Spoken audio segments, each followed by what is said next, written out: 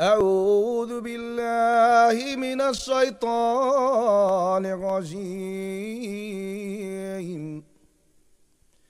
بسم الله الرحمن الرحيم. إن الله وملائكته يصلون على النبي يا أيها الذين آمنوا صلوا عليه وسلموا تسليما. صلى الله عليك وعلى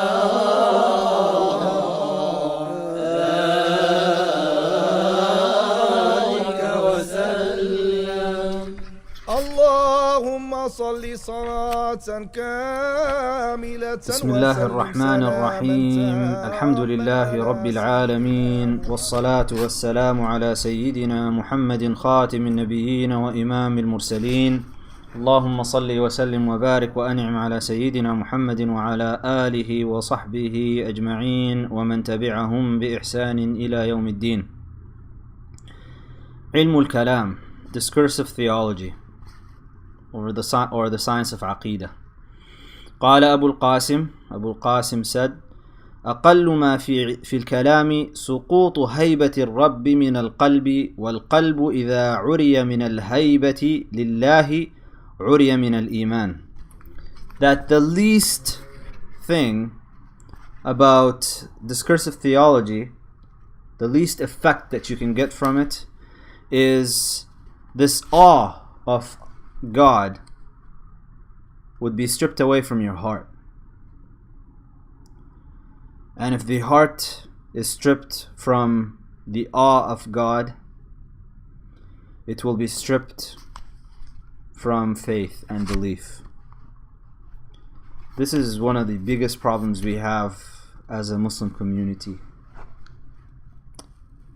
The general talk about Aqeedah, the general talk about what do you say about Allah subhanahu wa ta'ala, the general talk that basically separates what is known, and for those that are familiar with this, the issue of Salafi versus Ash'ari, and it really all goes down to discursive theology and certain interpretations of certain verses that relate to Allah subhanahu wa ta'ala and the attributes of Allah subhanahu wa ta'ala. Abu al-Qasim al-Junayd here, what he's telling us is something that we really all need to keep in mind regarding Aqeedah talk. He says that the least effect that you can get from it, let's say that you don't really have any other problems, but he said that the least effect, given that you are speaking about the divine, you're speaking about Allah subhanahu wa ta'ala, the least thing that you will get from it is that this awe of Allah subhanahu wa ta'ala, this reverence for Allah subhanahu wa ta'ala, this fear of Allah subhanahu wa ta'ala will go away from you because you're speaking about Allah.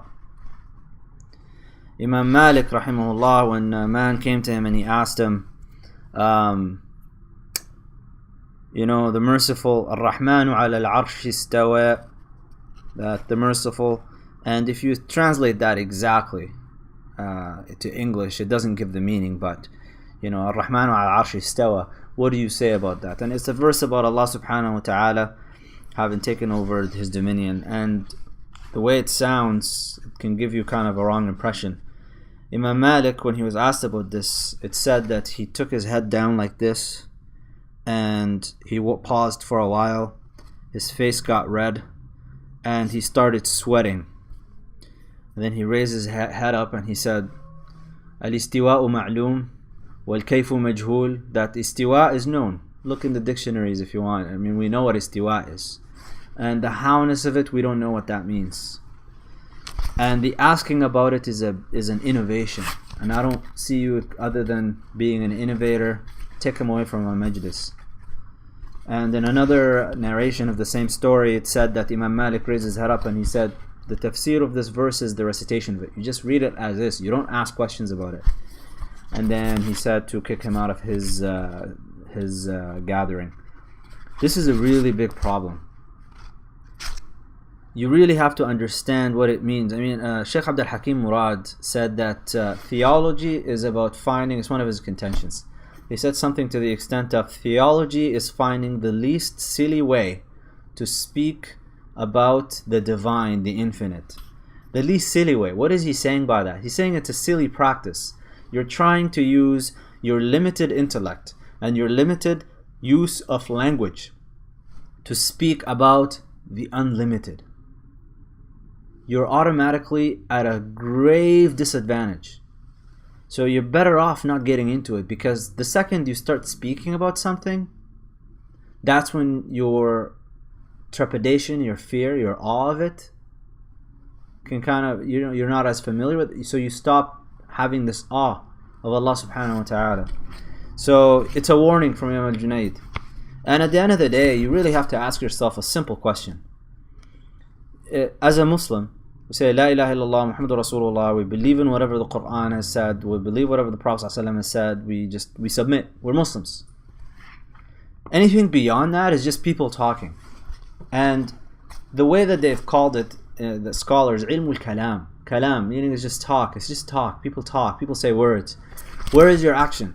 How am I going to translate that?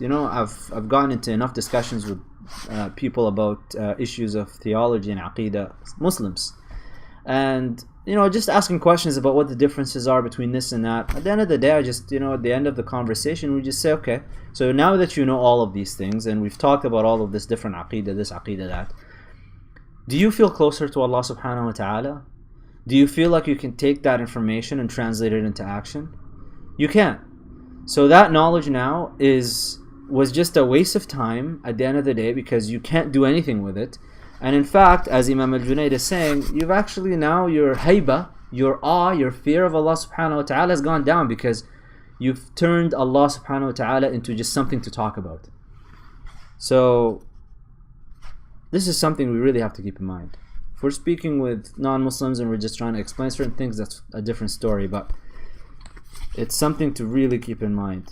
The fear, the awe of Allah subhanahu wa ta'ala needs to remain in the heart, and the way you do it is by not getting and engaging in kalam, in just talk, just to use your unlimited words to speak about the unlimited. سبحانك اللهم وبحمدك أشهد أن لا إله إلا أنت أستغفرك وأتوب إليك. حاشا لجودك أن تقنط عاصيا،